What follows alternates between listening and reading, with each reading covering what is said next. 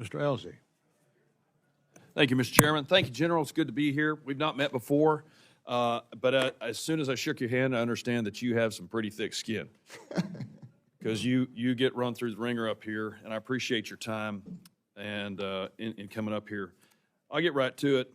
Are you familiar with the term, now, Congressman Garcia, Congressman Gonzalez, and I are all in naval aviation in our previous careers. Have you ever heard the terms alligator's closest canoe?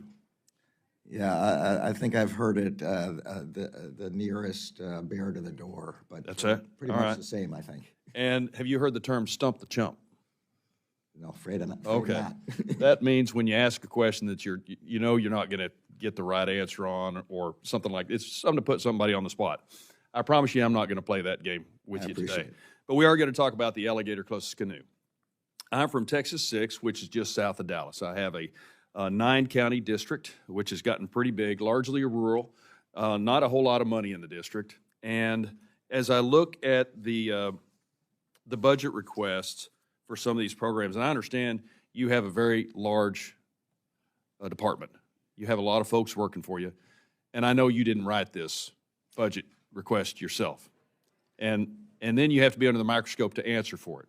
So I'm going to ask you a couple hard questions, namely about the SCAP program, which helps offset the cost of local law enforcement for holding within their jails illegal aliens who are criminals, either have been convicted of a felony or 2 misdemeanors. And previous to that, we had $234 million allocated to that program. That program's been cut. And I'm curious to know if there's an alligator closest canoe, which is, again, I said I'm not going to play stump the chump. We have a illegal immigration problem. We have a drug problem coming from the border. We have a human trafficking problem coming from the border. I think we can agree with that. So I asked my local sheriffs how much it costs them to hold some of these folks. So I've got 9 counties, but I talked to Sheriff Elmer Tanner of Navarre County, Brad Norman of Ellis County, my home county, Bill Wayburn of Tarrant County. We're still waiting on some of those numbers. There's 254 counties in Texas, and I would argue that Texas is bearing the brunt of what's going on the border. So I heard back from Elmer in Navarre County. He has held 28 of these criminals for a total of 2,067 days. At $69 a day, that's $142,000 cost to Navarre County and the taxpayers of Tarrant County. There's only 52,000 people there. That's real money for counties like mine in my district, like mine. So my question is, if we're going to do away with $234 million program under the justification of more emergent problems like new grant problems like the Accelerating Justice System Reform, which is $300 million discretionary over 10 years, incentivize jurisdictions in undertaking the critical work of addressing the entrenched issues of inequity and disparity, that's not the alligator closest canoe. Who on earth decided to cut that entire program that's going to offset my sheriffs from having to house illegal immigrant criminals for that program? And that's just one of many, but I don't have that much time to go over all of it.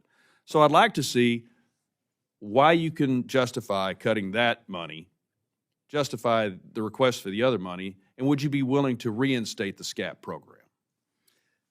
So I think you correctly analyzed my problem here, which is my microscope was not focused on SCAP. And I don't know the answer to your question, but I'd be happy to look at it again, or for myself for the first time, and have our staff talk to yours about the SCAP program and whether there was an alternative source of funding or some other arrangement was made. I just honestly don't know, and my experience before this and other committees is it's best if I say I don't know when I don't know. Well, that is an acceptable answer. We learned that at the Naval Academy too.